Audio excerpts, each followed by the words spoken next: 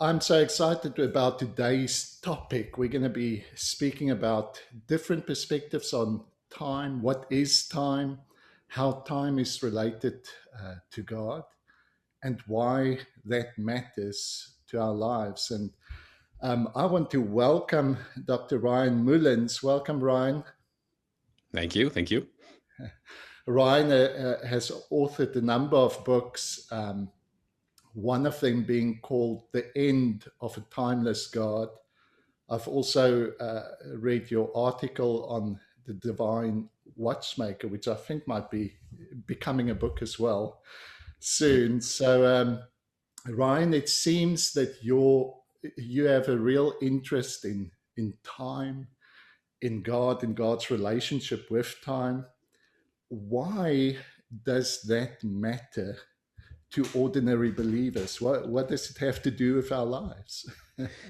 Yeah, so this is a question that bothered me when I was much younger, because time is this it's this like all-pervasive thing. Like, we are temporal beings, and every conscious moment of our existence, we are experiencing the passage of time. We are experiencing things passing and ceasing to be. We're experiencing things coming to be.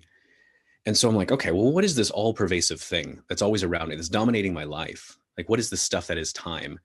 And so St. Augustine asked that question. He's like, well, what is time? And he's like, well, I know exactly what it is until someone asks me. Then I don't know anymore. Mm, And I'm like, okay. So it's like this very familiar stranger. Like, it seems like you know what it is because it's all around you all the time, but you just can't seem to really get a good cognitive grasp on it.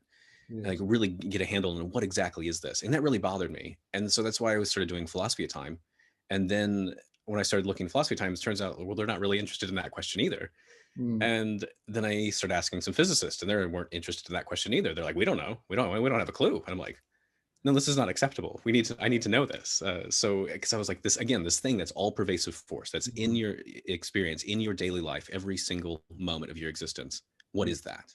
it is. And so I just felt like I needed to know. And then when I think about God, I'm like, well, okay, so God's supposed to be like solely responsible for the existence of absolutely everything other than himself. And I'm like, okay, well, time, is he responsible for the existence of time? What would that mean? What does that look like? He's the Lord of time. He's governing over history. It seems like all this time stuff keeps popping up, and he's supposed to give me everlasting life, a life that has no end in time.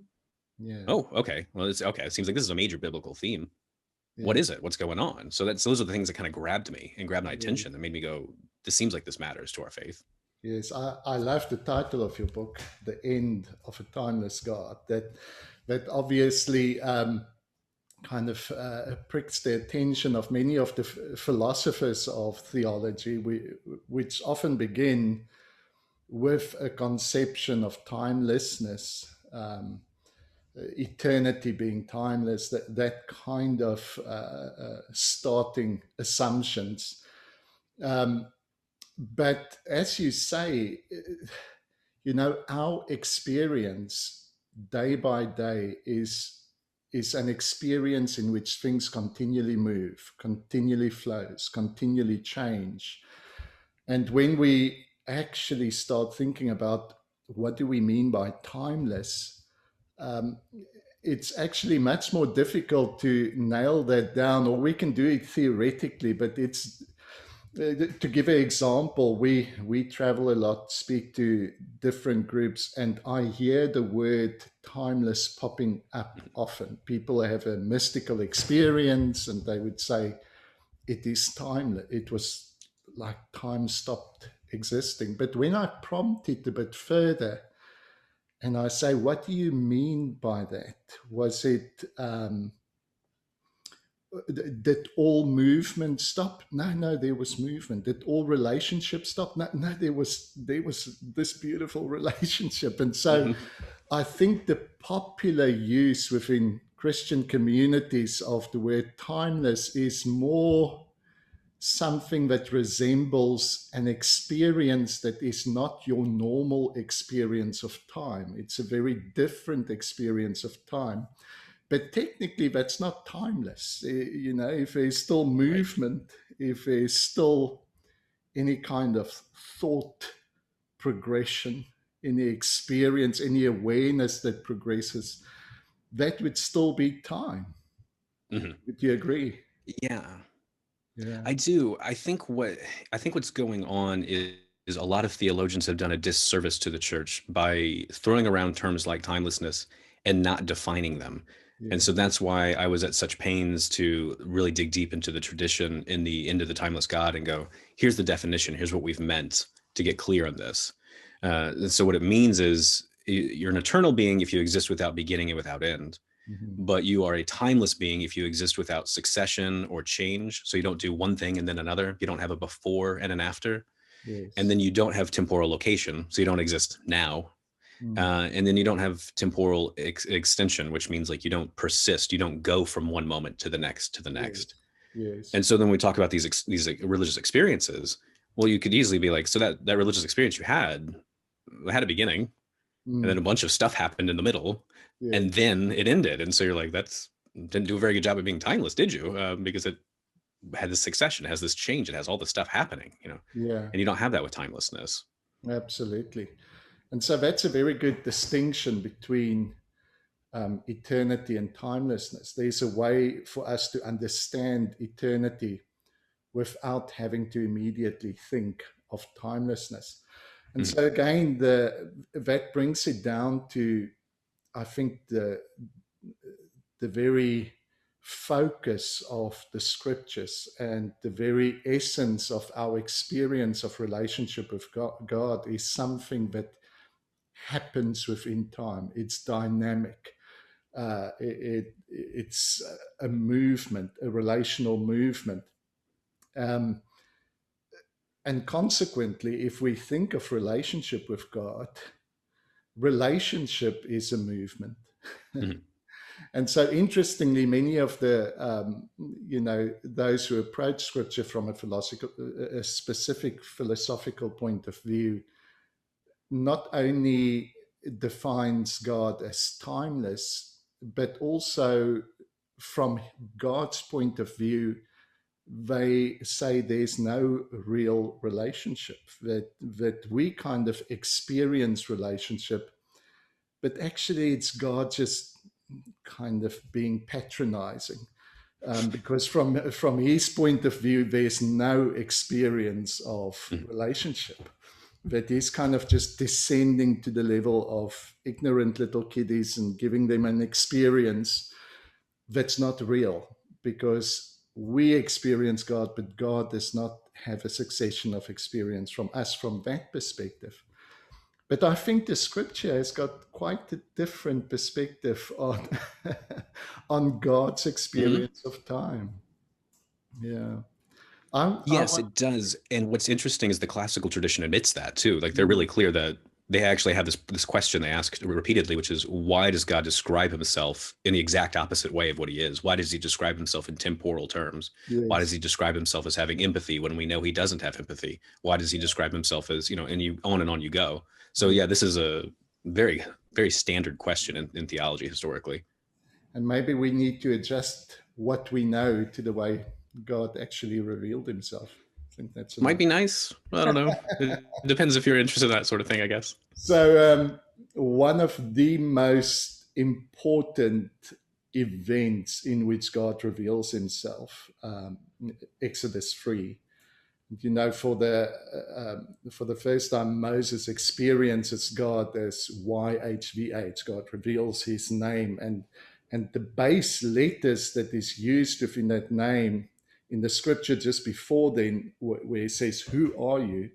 We've translated it, "I am that I am." And again, that's the translation, and then some have interpreted that idea of "I am that I am" as this timeless existence, this God that has no temporal experience. He just is existence itself. But I've heard you offer an alternative interpretation of that text, and would love to hear that again. Yeah, so let me just open the passage here. And then before I say that, let me say something about this. So when you're looking at proof texts for divine timelessness, Mm. it's really odd game you're playing because every single passage that you would use for a proof text for timelessness Yeah. explicitly describes God in temporal terms. Yes. And this is because all the biblical terms for eternity are temporal terms. Hmm. So the biblical scholar George Ladd, he puts this very succinctly. He says, biblically speaking, eternity just is unending time.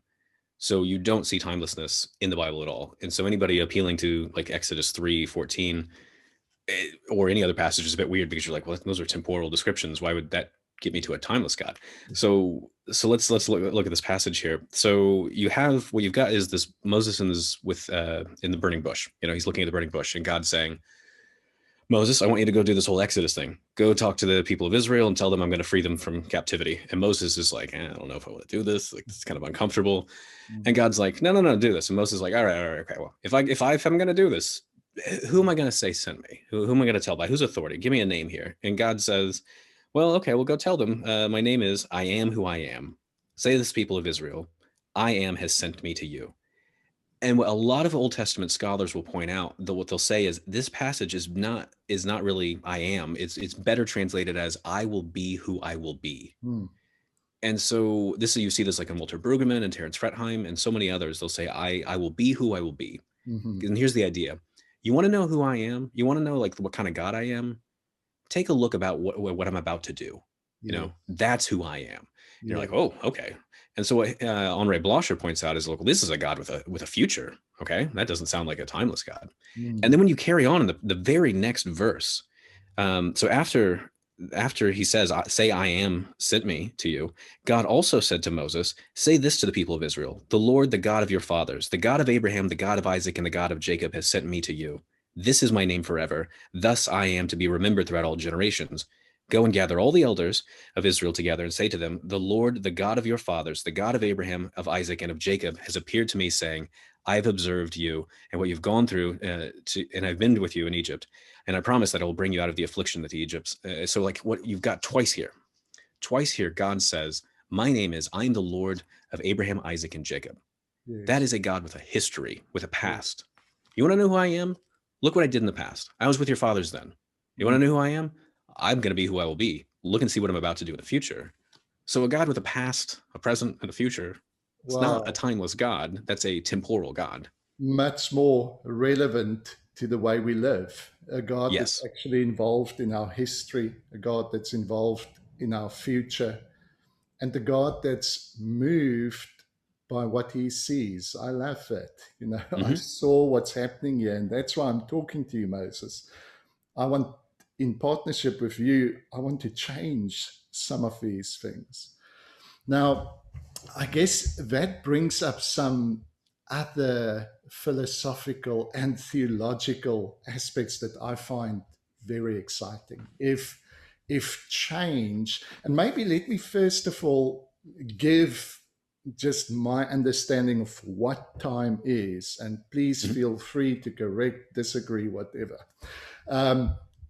So if we really boil down to what time is, I think the simplest definition would be change.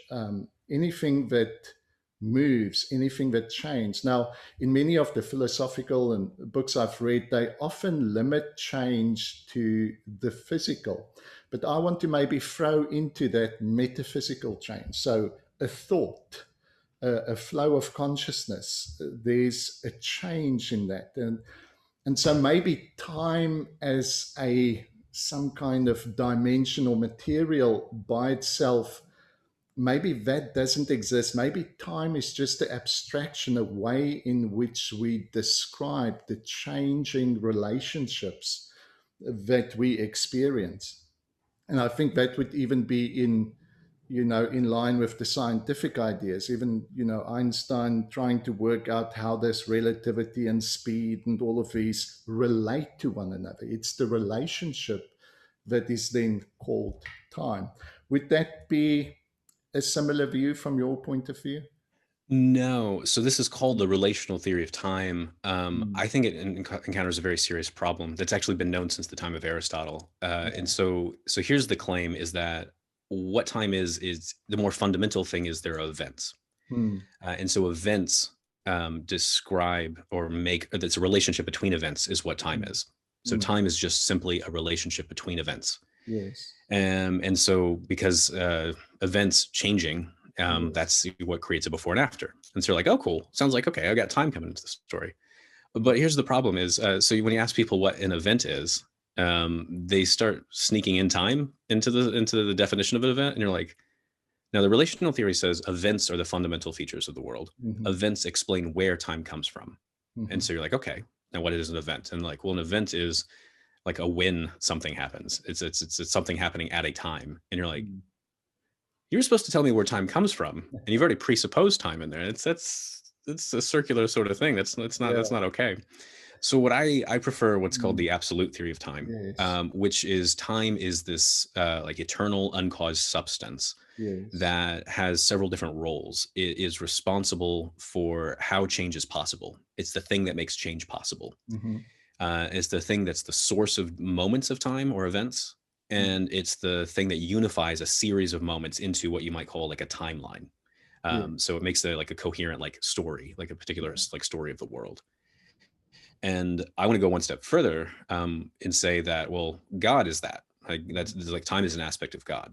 Yes. So time is the it's eternal uncaused substance, is the Yes. thing that makes change possible. It's the Yeah. thing that unifies a series of moments. So, and you can see people like Isaac Newton in the Western tradition affirm this view, and then in like Eastern philosophy, you can find people like Raghunath Shiramani affirming this view.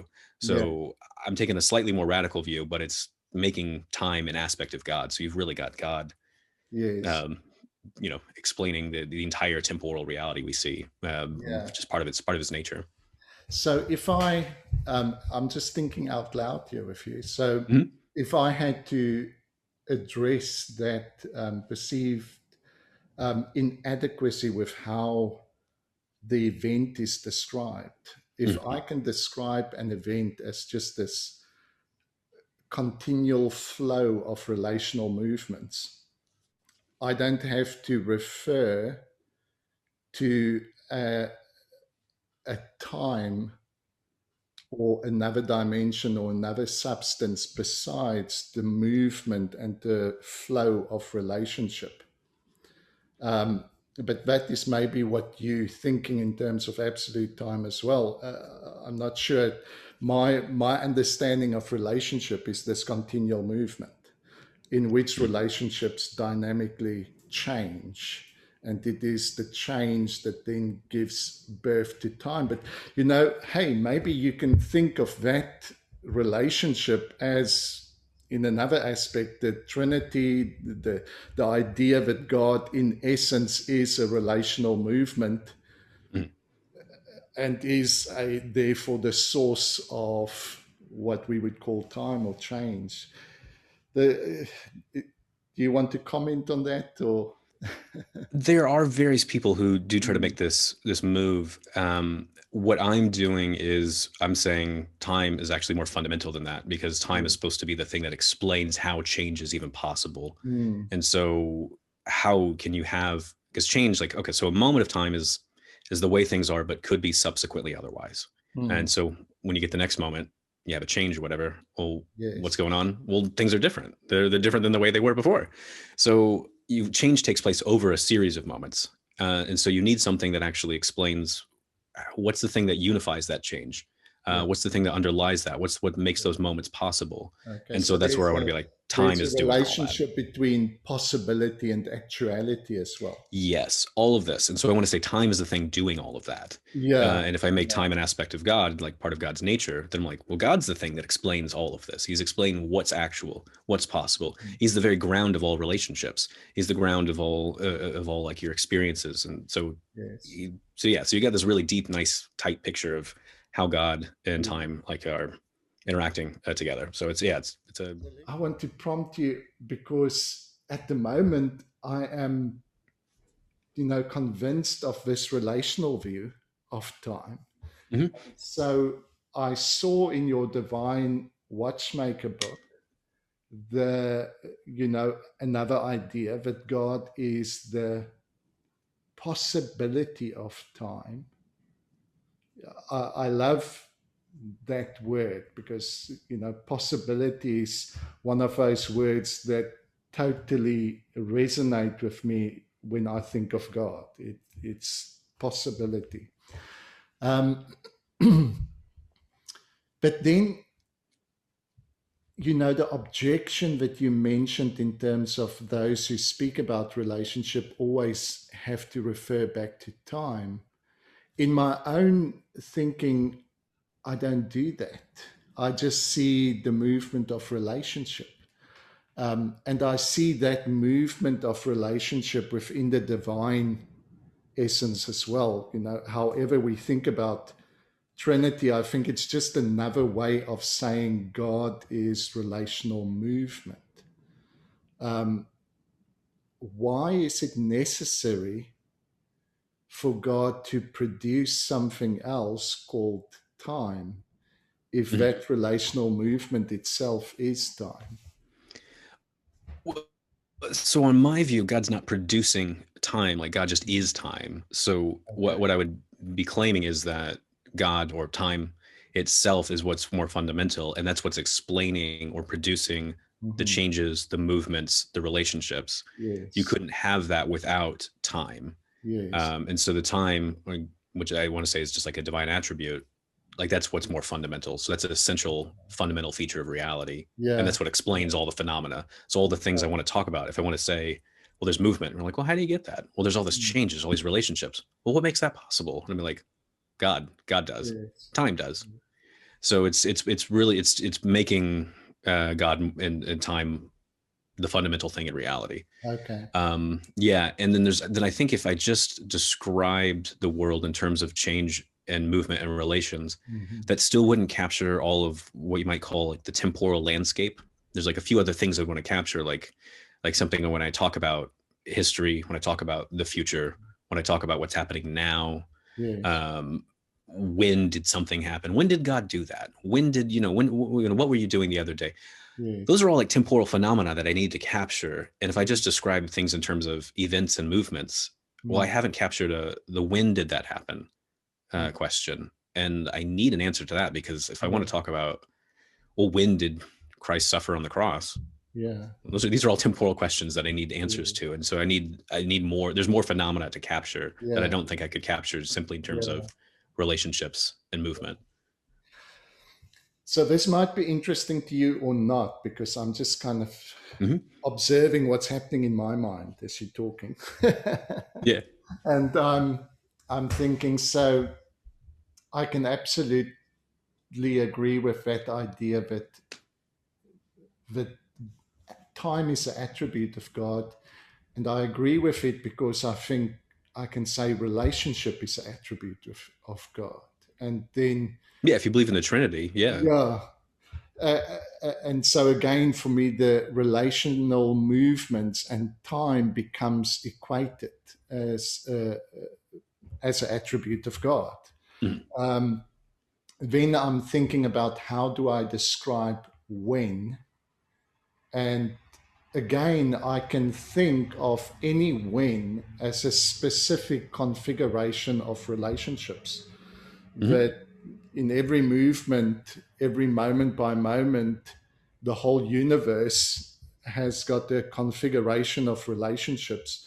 And even if I think of before, if there was a before, if it's not a continual, inflation and deflation of universes, if there was a time where God was without creation, I can think of that even as timeful, because I can think of God having a succession of thoughts, having a stream of consciousness, some form of consciousness.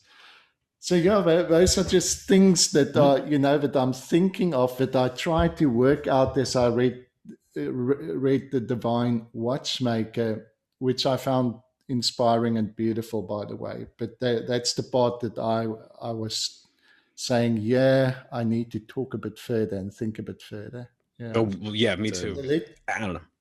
Let me take that further then, in the context of I will be who I will be, a God who's actually involved in time, the source of time. But I think the beautiful aspect that this brings out is a God who has, in a sense, unfulfilled potentialities, Mhm. a God who um, has possibilities of being, possibilities of experience, possibilities of action that is unfulfilled. Now, obviously, for some philosophical schools, that's unacceptable because the idea of perfection is that all possibilities must be fulfilled already. But again, I know you'd probably agree with that. Just like beauty is something actual, that certain events, certain forms come together and something beautiful occurs. I can see an amazing sunset, but that, no matter how beautiful a sunset is, it never captures all that beauty is. Tomorrow there's another beautiful sunset. And I think the same thing can be said about perfection. Perfection is not a state that you arrive at. It is the best that is possible in this moment. That is perfection, and there might be greater perfections. And so the idea that I want to throw out here, what makes this relationship between us and God so incredibly beautiful, if God is involved in time, is that He can participate in my experience, that He is truly affected by my experience. And this makes this relationship so much more real than a distant God just observing uh, things happening. How would you see God's unfulfilled potential and time interacting? I see it in a similar way to you. So when I think about God existing prior to the universe, Mm-hmm. it seems to me that God has an like an infinite range of possibilities. Like what Yeah, things could he do? yeah, And well, you can't do all of those things because they don't all work together. You can't do them all at the same time. yeah, Well, if God's got free will, he could be like, okay, I want to come up with a plan of how I want these things to unfold yes, and how I want them to go. And so I, bring about the next moment and the next moment. yeah, And from there, he starts unpacking his plan. And part of his plan seems to me, is to engage in some kind of meaningful relationship with free creatures. yeah, What exactly are they going to do? Ooh, ooh, ooh. Maybe God knows, maybe he doesn't. Maybe he's got a really good guess about what they're going to do. There's a couple ways you could go on that. But what you have is a really genuine interaction, yeah, an interaction that takes place from moment to moment, which is how relationships actually evolve. yeah. If you really want to enter into a meaningful relationship with someone, it doesn't happen all at once. You Mm-hmm. have to like slowly come to get to know them more and more. That's what you see in the Bible. Mm-hmm. God coming to know his creature, revealed more and more to his creatures, and they're coming into a Yes, deeper understanding of him. And it's what you experience in your own daily prayer life. It's what you yeah, experience in your own relationships with others. And so I want to say, yeah, the same thing's going on there with God. yeah, yeah, So him having lots of potential to do lots of things, I want to say that's just part of what it means to be omnipotent and part of what it mm-hmm. means to be free. Yes, Omnipotence, omnipotency, you've got the potential to perform, the maximal yeah, range of actions. mm-hmm. And if you're free, you could do that or that. You've got options. And so Mm-hmm. I want to say this is part of what it means to be free. And then God's like, hey, I want to give some of that freedom to you. I want you to have freedom as well, so we can have a genuine, loving relationship. Yeah, yeah, I think it just makes sense of our spiritual it practice. I does. think it just makes sense of It what we read does, in the and Bible.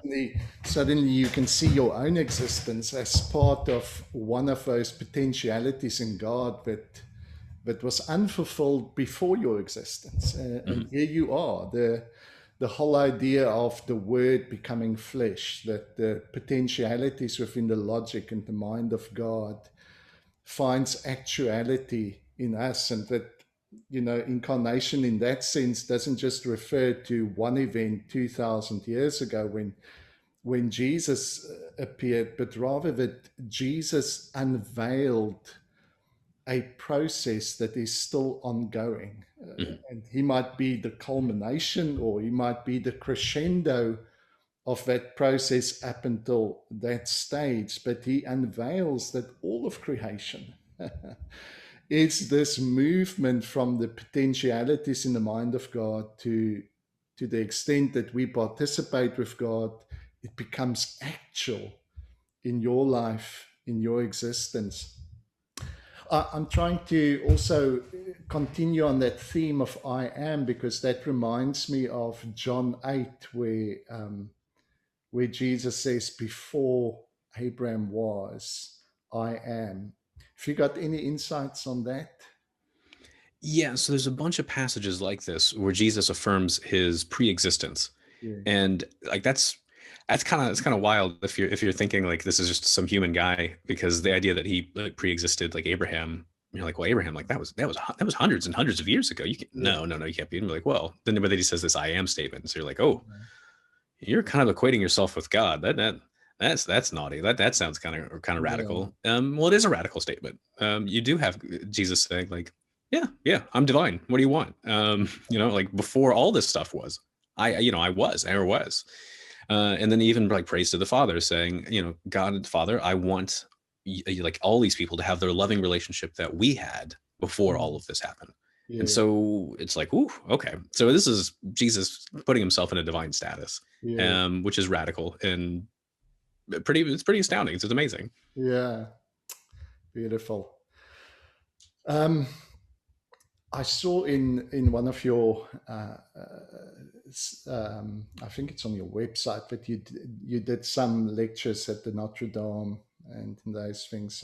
So I wanted to throw out a cheeky little question, and that is, when are you going to help David Bentley Hart to understand the philosophical approaches to time a bit better? I would love to see a debate between the two of you. Because he's very much, He, yeah, um, eternal changelessness views. I love a lot that he says. I'm sure you do as well. yeah. But that's the one part that I just can't figure out why he's still stuck in that kind of philosophy on time. I don't know. He has a very high view of tradition that I Mm, no longer have. I want mm, to say I have a high view of tradition in the sense of these are men and women who are thinking very hard about the faith, and I want to take that seriously. But I don't take them to be like these infallible sources. yeah. I'm not certain he takes them to be infallible sources because he picks and chooses which people he wants to agree with. But Yes. it, at times it seems like that's what's doing the driving work, and Yeah. it's not really the scripture. It's not different experiences we have. It's not looking at some certain kinds of philosophical arguments, but he's looking at different kinds of philosophical arguments that he thinks should move you to affirm, say, like universal salvation or something. Yes.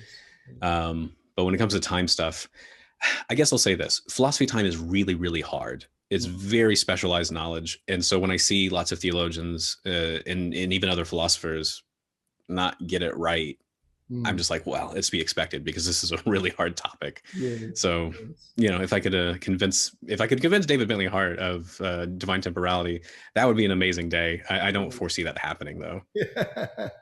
Well, one can hope. So, Yeah, sure. thank you so much, Ryan, for your time. So appreciate it. I love these themes. Part of what we do on our podcasts is we bring together philosophers and scientists. We also had Professor John Hort on a while ago, speaking about his understanding of time. And I think beautifully what he brings out is the narrative and the story that develops over time. That time is this opportunity for meaning to accumulate. I think what you said in terms of relationship, this is what makes relationship beautiful. There's you can still surprise me. The meaning can still be added.